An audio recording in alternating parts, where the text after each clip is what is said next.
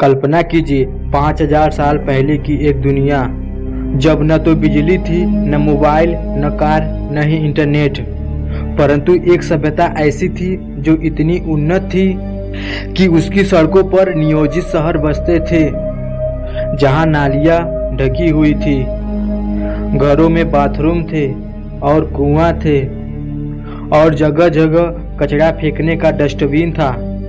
लोग साफ सफाई, व्यापार और कला को अपना जीवन मानते थे। यह कोई कहानी नहीं है, यह हकीकत है। यह है भारत की सबसे प्राचीन और रहस्यमयी सभ्यता, इंडस वैली सिविलाइजेशन यानी सिंधु घाटी सभ्यता। जब 4500 साल पहले मिस्र में पिरामिड बन रहे थे तो यहाँ का जीवन अपने चरम पर था। भारत की जमीन पर एक ऐसी सभ्यता ने जन्म लिया जो कि आने वाले हजारों सालों के लिए भारत की मानवीय विकास की नींव रखेगी। यह वीडियो आपको ले चलेगा समय के उस सुरंग में जहां आपको मिलेगा एक प्राचीन जीवन का दर्शन।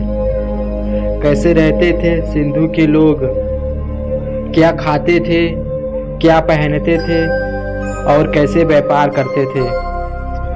कैसे एक विशाल और समृद्ध सभ्यता अचानक से गायब हो गई। इस रहस्य को समझने के लिए तैयार हो जाइए, क्योंकि यह सिर्फ इतिहास नहीं है, यह हमारी पहचान है। यह है सिंधु घाटी की गाथा। सिंध के गर्म मिट्टी के नीचे कुछ ऐसा छुपा था जो इतिहास की किताबों में कहीं दर्ज नहीं था। कुछ ऐसा जो मिस्र और मेसोपोटामिया से भी पुराना था। कभी सोचा है कि भारत में अंग्रेजों द्वारा बिछाई गई रेलवे लाइनें सिर्फ ट्रेनों के लिए नहीं थी। एक रेलवे लाइन ने वो राज खोला था जो हजारों सालों से धरती के नीचे दबा हुआ था। ये साल था 1856। ब्रिटिश ईस्ट इंडिया कंपनी उस समय सिंध, जो भारत का हिस्सा था, कराची से लाहौर तक रेलवे लाइन बिछा रही थी। रास्ते में एक छोटा सा गांव पड़ा, हड़प्पा। ब्रिटिश इंजीनियर को वहां से ईंटें मिली, सैकड़ों साल पुरानी पक्की ईंटें। उन्होंने सोचा ये तो रेलवे ट्रैक बिछाने में काम आएगी, और उन्होंने उन प्राचीन ईंटों को उखाड़कर रेलवे लाइन में लगा दिया। ब्रिटिशर्स को क्या पता था कि जिन ईंटों को वो तोड़ रहे हैं वो किसी टूटी फूटी इमारत की नहीं है, बल्कि एक 5000 साल पुरानी सभ्यता की निशानियां हैं। 1921 में इंडियन आर्कियोलॉजिस्ट दयाराम साहनी हड़प्पा की खुदाई किए। उन्हें ईंटों से बने घर मिले और अजीब सी मोहरें और कुछ ऐसे अवशेष मिले जो आम नहीं थे।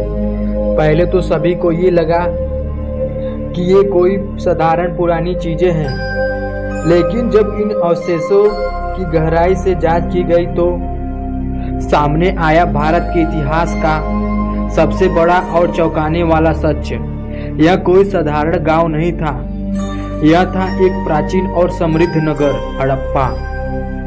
इसके ठीक एक साल बाद 1922 में एक और चौंकाने वाला खुलासा हुआ। अब की बार खुदाई हो रही थी सिंधु नदी के किनारे एक जगह जिसका नाम मोहनजोदड़ो था। इसका मतलब होता है मृतकों का टीला। जब इन दोनों जगहों का तुलना की गई तो पाया गया कि दोनों जगह एक जैसे सभ्यता की निशानी है। दोनों ही जगहों पर नियोजित शहर, विकसित नालियां और समृद्ध व्यापार के प्रमाण थे।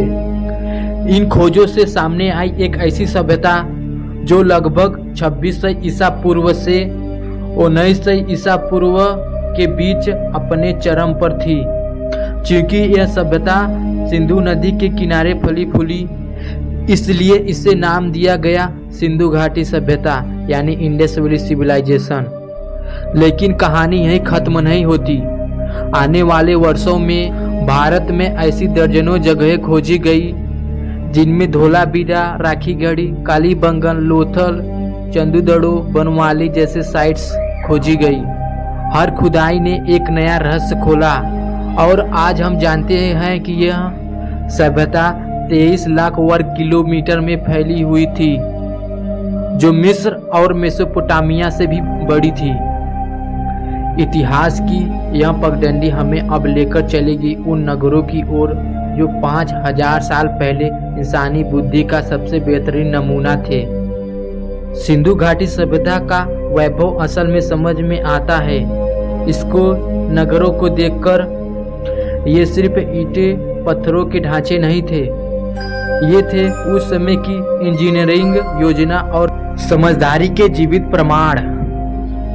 हड़प्पा, जो आज के पाकिस्तान के पंजाब क्षेत्र में स्थित है, इस सभ्यता की सबसे पहली खोजी गई नगरी थी। यहाँ के सड़कें सीधी थी, उत्तर से दक्षिण, पूर्व से पश्चिम की दिशा में काटती हुई एक शतरंज की बिसात जैसी योजना।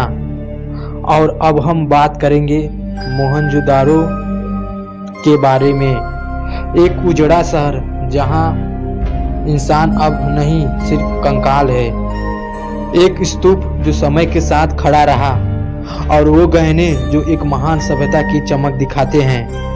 मोहनजोदारो यानी मृतकों का टीला, 2500 ईसा पूर्व की यह जगह जहां एक सभ्यता ने अपने सुनहरे दिन देखे।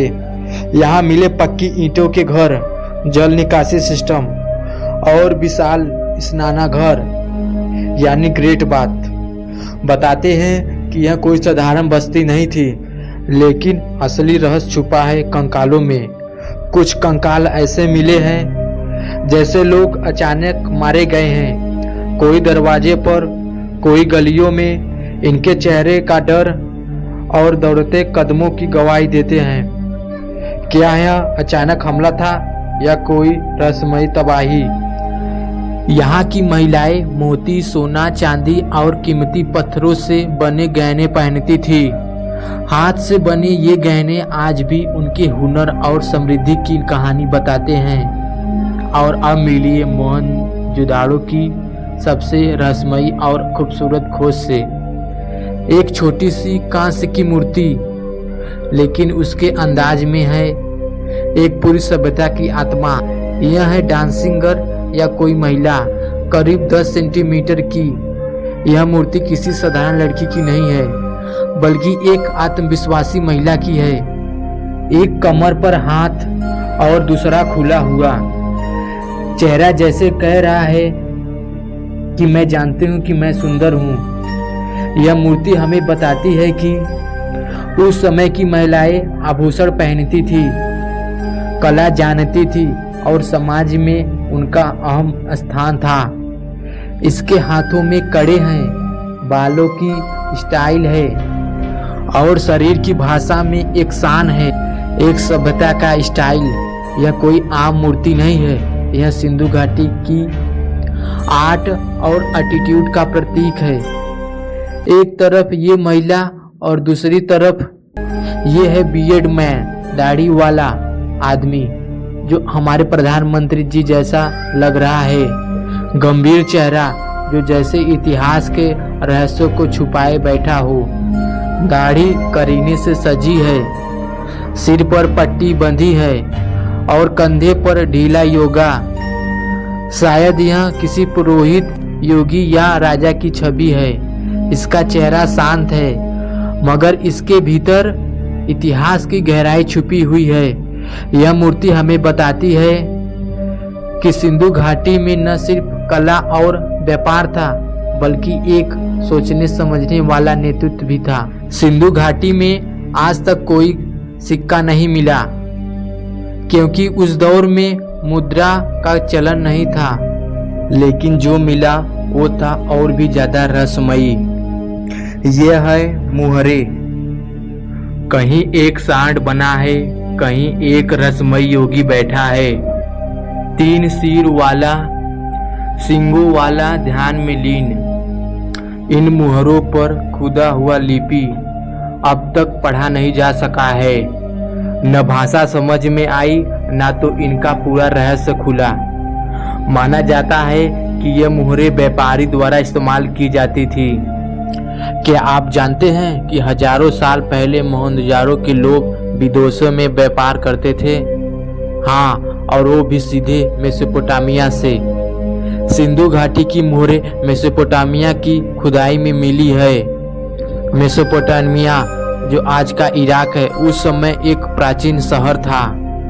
वहाँ के लोग शायद सिंधु घाटी को मेलुहा कहते थे। मेसोपोटामिया व्यापारी सिंधु घाटी के माल को पसंद करते थे। यह व्यापार समुद्री रास्तों से होता था, अरब सागर के जरिए। लोथल जैसे बंदरगाह इस नेटवर्क का हिस्सा थे। सोचिए, 5000 साल पहले भी भारत के लोग विदेशों में व्यापार करते थे।